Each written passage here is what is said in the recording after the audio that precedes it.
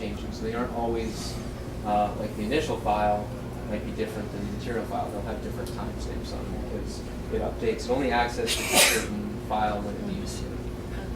But so if we were to say share, if I wanted to share what we did today with somebody else, I would send them scheme A, those 4 files for scheme A, right?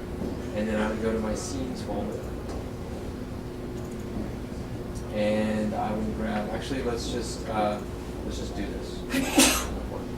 So I'm gonna go to scenes, I'm gonna date modify. And there's 2 ways to do this. We'll show this the hard way and then the easy way. So I'm going to copy training. I'm going to go to Q drive. I'm just going to go into Livian, do a new folder, call it C's.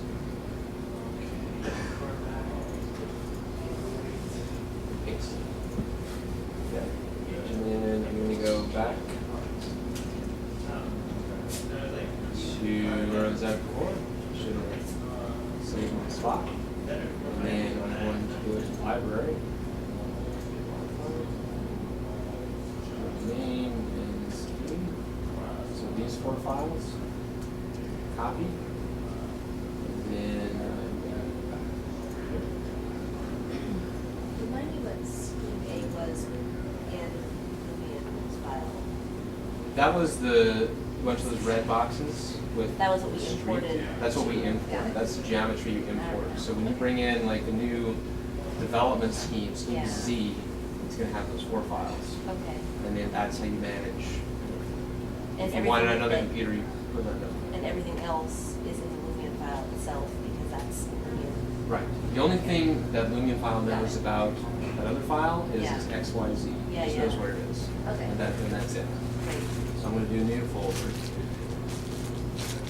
Library. And I'm going to paste this in. Okay, so now if you guys go to the Q drive and go to that library folder on Lumion, grab those files, copy them, and then paste them in my documents, M3 library and scenes, you paste those files in there. And then when you open Lumion, that's just there. So, but all the files from every scene I've ever done in Lumion always live in those 2 folders. Yeah, they always live there. And you can't put it someplace else and then point it to another spot. It has to go in those. It has to go. Gotcha. Okay. It has to go. So, date modified, very important. Date and name. That's why the name is so critical. Because it's like you just have to be so strict about how you name things. Otherwise, it's really hard to tell. Yeah. So that is the hard way. But that's how you know. I mean, that's so if Josh and I are working back and forth on a model, which is harder to do with Lumion, and like those objects, like on Chatham, all the buildings haven't changed, but just there's more grass, there's more trees, some of the settings have changed. Then all I need is that scene file. I just need those 2 files. I don't need all of these because they're identical, because we've already shared them. But if those have changed, then you need to either say, okay, I changed the dairy barn, or I changed the building X. So you need those 4 files and the scene. And when there's like more than 10 files trading hands, then it's like, okay, I'm just going to export it. So that's the easy way, which is with Lumion. And you would go down to Files, and up at the top you should have Import Full Scene and Export Full Scene. So these are more dangerous for sure because it will overwrite files. If you, like on Olympia, if somebody else was working on the model and you were working on the model, you exported yours and they imported it, it's going to overwrite their files. So if they made changes to those, Only if they have the same. Yeah, sure. right. Yeah. So if I went to export full scene. So we should only buy one. That's one very license. smart.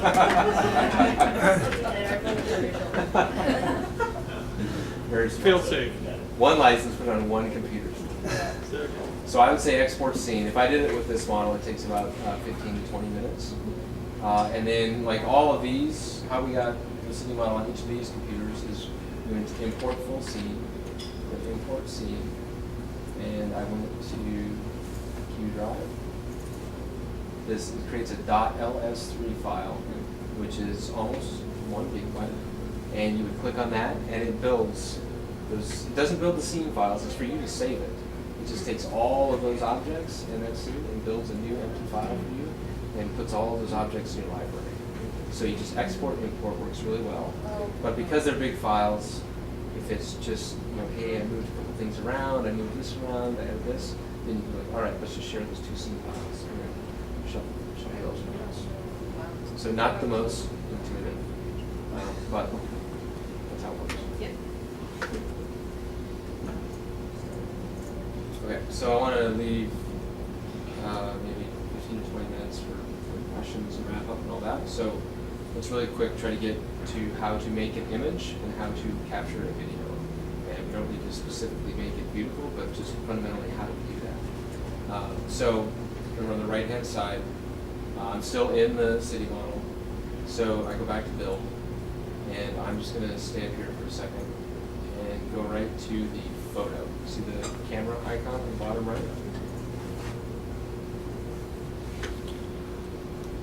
Okay, so you can see, you can still do, I can select from the saved views that I have, right? I can change the focal length of the camera. So general rule of thumb is you want to be between like 17 and 23 for focal length, otherwise it can be pretty distorted. And it's not an accurate depiction of what's really there. You don't want to go too high because it gets really compressed. But you can also, if you want it to be exactly the same, on any of these sliders you can double click. And you'll see this number turn red, and just start hitting backspace, and then type in a new value, so 17. Enter. So that's for any of those, like height, movement, any of that stuff. Just do that. So if I decided that I wanted this, I'm basically in the file right now, so moving around like so. So if I said, this, let's go to,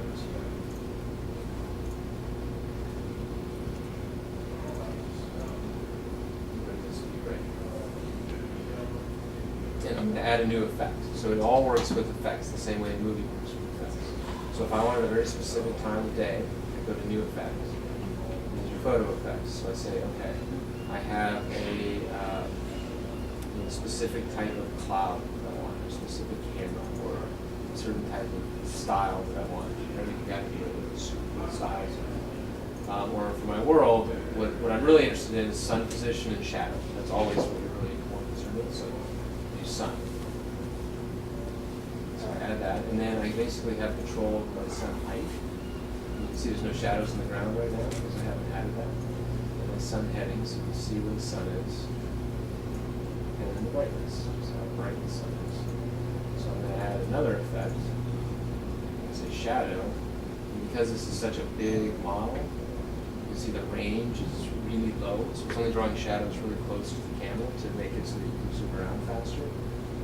So if I crank that up, you can see shadows starting to appear. You see how the trees are in shadow, and the next buildings are going to be in shadow, and then they keep on going and going and going. Things always look better with shadow on, but it's usually a balancing act, which is why they have it as an effect, because it's going to make it slower, and the further out you're looking, the less accurate they are. So you kind of try to find the balance there.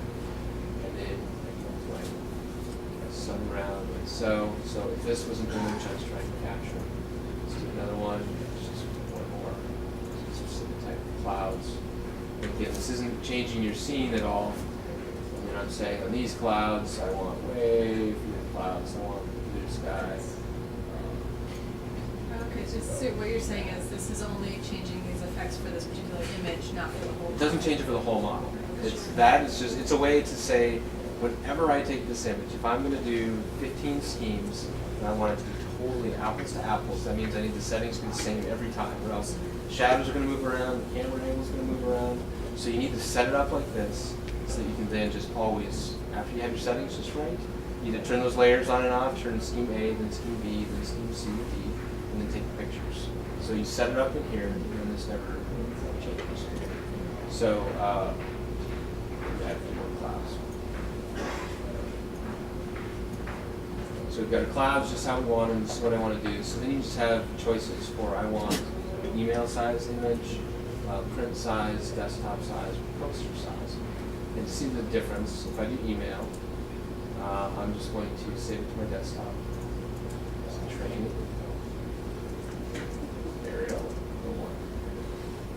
save. So in JPEG, it's totally, you're going to see it sit for a second, and then it's basically doing 16 different passes. It's just smoothing it out, getting the shadows just right, and everything else. And it's going to freeze at the end. So now if we actually look at the desktop, right click that, you see this training aerial. So that's the image that was just created. So everything is in software, but it's not great because it's a pretty low res image. But for email or something on the web, something that's okay. But it balances speed. So then if we said, okay, we're putting this on a poster, and we'll have them around or whatever, poster size is enormous, and that's gigantic. It's a big image. I would say print is definitely enough. So desktop, it wants to make a bitmap, so it's not going to compress the file. It's totally non-compressed. So training, aerial, and it's going to sit, but instead of 16 passes, it's going to do 64 passes because it's huge. So it's going to churn through its stuff, but then you'll see a different level of resolution.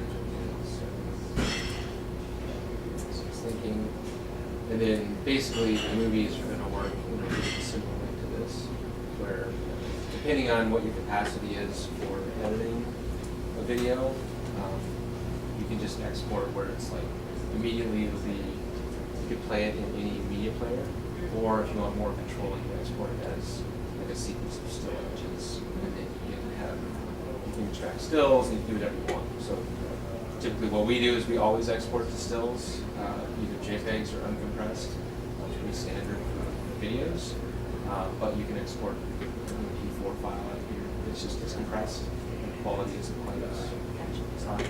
So now that we did that, back to our desktop, if I look at the bitmap, you'll see that this one, open it up, versus another screen.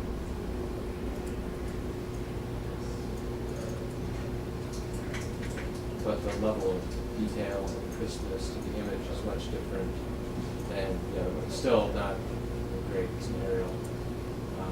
Definitely have more for eye-level views. But you can just see the crispness is much different on this size of image than it is on this one, which is very low res. So that's how you would create a still image. And for presentation, if you're doing live presentation, you have these settings. You say, if I'm approaching from the south, I always want the sun right here. I don't want to have to always do that. You can go in and say, build with effects. So that means you're live in the model, but it has those effects already applied.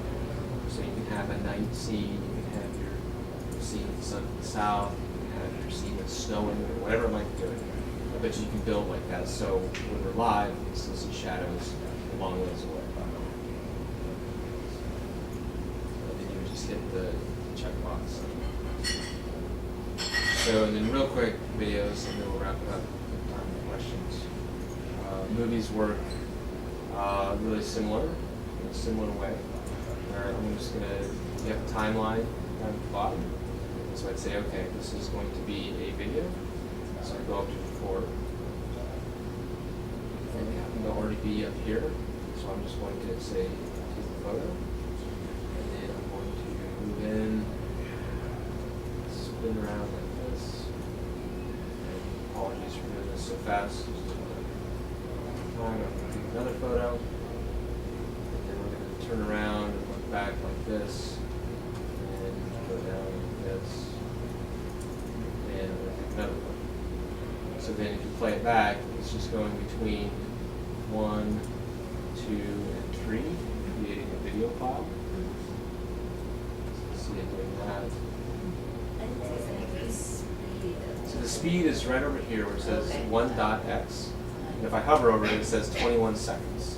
So what we just did is going to take 21 seconds, which is going to render out 30 frames a second. So 21 times 30, it's going to render out roughly 600 still images to make that movie. So just in terms of planning and timing, you're like, okay, each one of those took 20 seconds to do, I have 600 of them to do. How long is this going to take? Typically, it would be an hour to have to render out a long scene, which is better than like 3 or 4 days, which is what it used to take. So it's really quite fast. So you get this, you want it faster, you say, okay, I don't have that much time, we want it to be a little bit faster, 15 seconds is about right. And then we say play, and then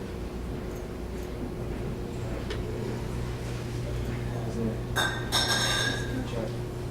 And then you can see the timeline here. This is that video we just created. Just spinning around like that. And then you have the same effects that you had before. But the nice thing is we can actually, if I go to photo, I can go to this, and I can say I wanted this sun, this shadow, these clouds in that video. Just copy those so I don't have to redo them again. So I click on copy, come back to my video over here, and then I say, okay, I want to paste those effects because those were good for me. And then you'll see those three things are still apply. So you don't have to do the same thing over and over and over again. You just copy and paste those effects. But now you really could, if you want to do a shadow study, you can animate anything in here. You can animate the clouds move. You can take it to a different level with videos if you wanted to. But I would say just kind of browse at your leisure and see, what you can do. Anything can be animated. So you can make it rain, you can make it snow. You can make it, if you want to make this a sketch, you make it, if you want to make it a painting instead of a watercolor here, you can make it a watercolor. And you can white out the edges if you're worried about people seeing too much. And the accuracy, you crank the accuracy down, it's a little fuzzy. And so, and there, and it's a watercolor. It's like, all right. That's no good. We're going to do a pencil sketch. And we're going to give a new effect. And we're going to say sketch. That's great. But we're going to say, I want to do black and white, like so, lots of color. I mean, it's limitless what you can do, but it's pretty amazing what you can do. And this is in real time. So if you wanted to, if it wasn't fully baked and you wanted a softer feel and everything else, you can change the sketch style to maybe go to something that's pretty sketchy, like that. Bit less contrast like that. But then you can build like that. So we go back to build with effects. And then our real-time model, which is real time, just like it was before, it has those effects. So it's a sketch now. More like SketchUp or something like that. But again, this is our city engine model. We're just looking at it through a different lens. So you kind of pick and choose this. So you could apply that to a video also. Yeah, so like this, if I wanted to render this out, if I said, okay, this is the video I want this sketch, and you could do this other ways too. It's pretty amazing to do it live. This is what we want. Say, okay, I'm going to create a movie, and here's where you decide, okay, what quality, what size, and do I want to save a bunch of special settings? If you just want like your basic movie, we're going to say, okay, 30 frames a second. That's totally standard. High quality, because of course we're going to do high quality. And then you could select, I only want to render the first 30 frames or something like that. But I'm just going to say, okay. And you have choices for, I can create MP4, which means it's going to render for a really long time, and you get what you get. It's going to create a video file, it's compressed, and that's just, it is what it is. Or you can render out a series of images and combine them in some other software, QuickTime or something, After Effects. So if I just do images here, because it'll be faster and you'll be able to see it, we'll say okay. I'm going to do a new folder. Sorry for hurrying here at the end of this. I'm going to say video demo. We're going to say from that, underscore, and just leave it blank, because it's going to create a bunch of numbered files. I'm going to say save, and you're going to see it here, and it's going to sit, and down at the bottom, it's going to tell me how much time it has left, how many seconds it's taking for every frame, because it has a bunch of different effects. It just applies that. And it's going to render. You see it kind of jittering there. So it says it's taking 7.74 seconds a frame. It has 57 minutes left. It's got about 450 frames. So while we're maybe doing wrap up, we'll let this just keep going, and then you can kind of see what it did. I think we basically covered everything we need to cover to understand how the model's set up, how to manipulate things in Lumion, how to update, how to develop new content, how to move things, how Lumion works. We did about it. The coverage is a little fast, but I feel good. So hopefully everybody's not too tired. Yeah. So, you know, we have questions or comments, or everybody just so fried? I have a question about that building height, what's the process you did to retrieve that information from LiDAR? That's a critter question. Basically, extract. Yeah, we can go grab. Maybe we should grab critter. So he did that. You're right, ask Ben for getting in case here. Yeah. Yeah. Because I did some, I really manually go through, find the roof of the building, think that's the highest point, then identify by the LiDAR difference, the Yeah. high speed and the air, then use that value. call. Yeah, that's. I mean, from what I One by understand. one, need to identify the location. From what I understand,